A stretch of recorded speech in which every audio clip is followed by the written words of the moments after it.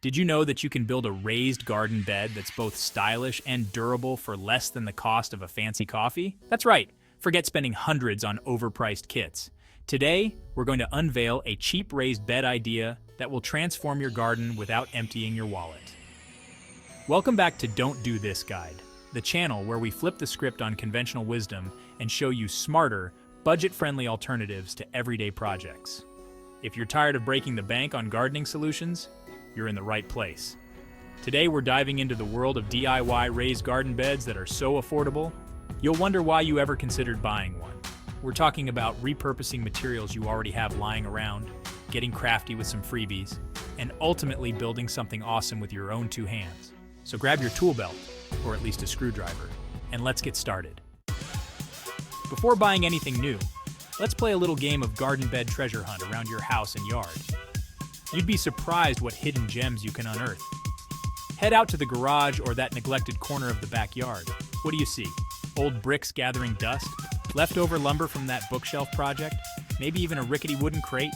These are all potential gold mines for your raised bed. Got a stack of old tires? Perfect. Stack and fill them with soil for a tiered garden. Cinder blocks work great too. Think outside the garden center. Save money and reduce waste by repurposing old items. Now let's talk about everyone's favorite free building material, wooden pallets. Seriously, these things are like the Legos of the DIY world. You can find them practically everywhere, and with a little elbow grease, you can transform them into just about anything. And yes, that includes awesome raised garden beds. But before you run off to the nearest loading dock, let's talk safety. Not all pallets are created equal. Some might be treated with harmful chemicals, so it's important to check for markings and do a little research before you start dismantling anything. Look for pallets stamped with HT for heat treated, which means they're safe for growing food. Once you've scored some safe-to-use pallets, it's time to break out the tools. A crowbar, hammer, and saw will be your best friends for this part. Carefully pry apart the boards, trying to keep them as intact as possible. Now that we've got our materials sorted, it's time to put on our architect hats and design our dream raised bed. Don't worry, you don't need fancy software or a degree in structural engineering for this. A simple sketch on a napkin will do just fine. First things first, head out to your garden and scope out the perfect location for your raised bed. Keep in mind that most vegetables need at least 6 hours of sunlight per day, so choose a spot that gets plenty of sunshine. Also, consider the proximity to your water source. Unless you enjoy hauling heavy watering cans across your yard, you'll want to be within a reasonable distance. Next, think about the size and shape of your raised bed. Do you want a long rectangular bed for rows of vegetables? Or maybe a smaller square bed for herbs and flowers? The choice is yours. It's time to assemble our construction crew. But don't worry, we're not talking about hiring a team of professionals. We're talking about those trusty tools that are probably already hanging out in your garage or tool shed. First and foremost, you'll need a trusty hammer for driving in nails or staples. No need for anything fancy, just a good old-fashioned claw hammer will do the trick. Next up, a set of screwdrivers, both Phillips and flathead, will be essential for assembling your raised bed.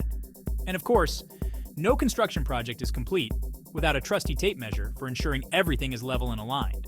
Depending on the materials you're using and the complexity of your design, you might need a few additional tools. A saw will come in handy for cutting wood to size, while a level will ensure your raised bed is perfectly balanced. And if you're planning on disassembling pallets, a crowbar will be your best friend. It's time to put those carpentry skills to the test and build the backbone of our raised garden bed, the frame. The construction process will vary depending on the materials you're using and the design you've chosen, but the basic principles remain the same. If you're working with wooden planks or pallet boards, start by laying out your design on a flat surface. This will help you visualize the final product and ensure everything is measured correctly.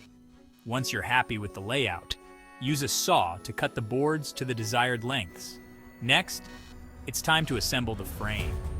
You can use screws, nails, or even brackets to secure the boards together.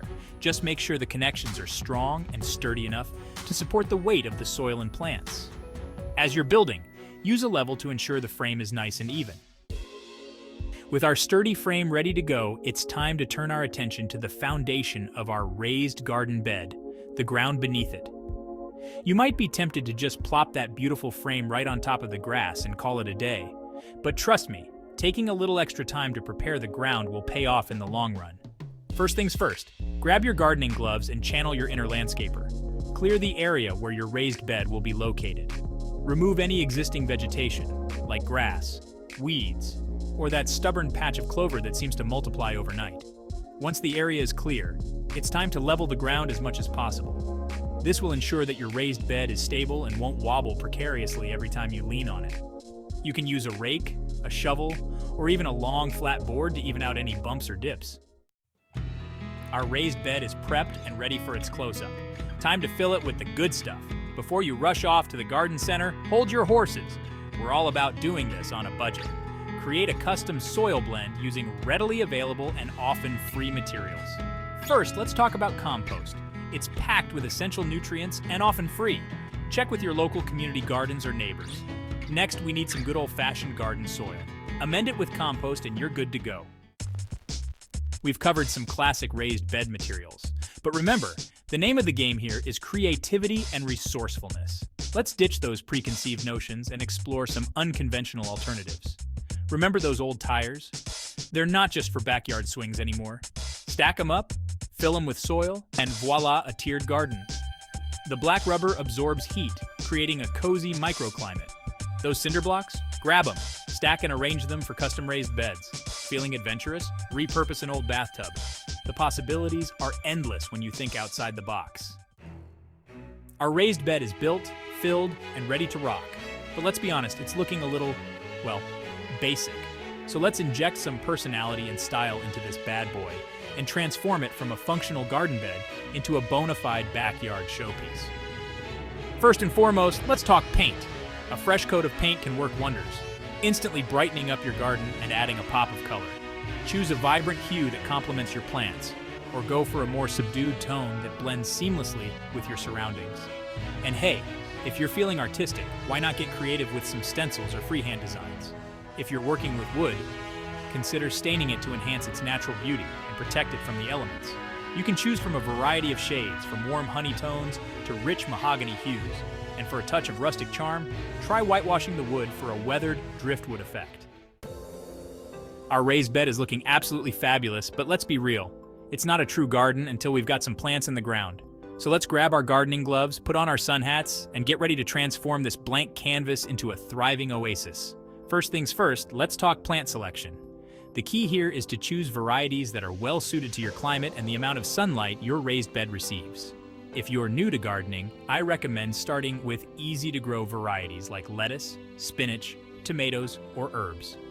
These plants are relatively low maintenance and will reward you with a bountiful harvest. Now, before you start digging, take some time to plan out your planting scheme.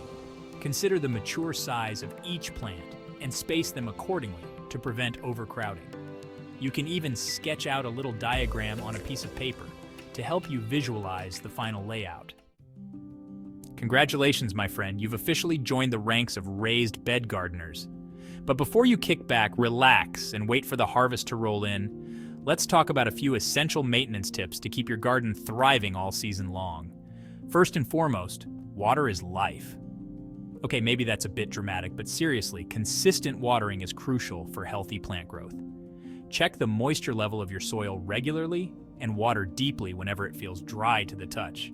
And remember, it's better to water deeply and less frequently than to give your plants a light sprinkle every day. Next up, let's talk about weeding. Those pesky invaders are determined to steal nutrients and sunlight from your precious plants.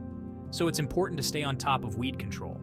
The good news is that weeding a raised bed is a lot easier than tackling an overgrown lawn. Simply pluck out any unwanted visitors as soon as you see them. And there you have it. A beautiful, functional, raised garden bed without the hefty price tag.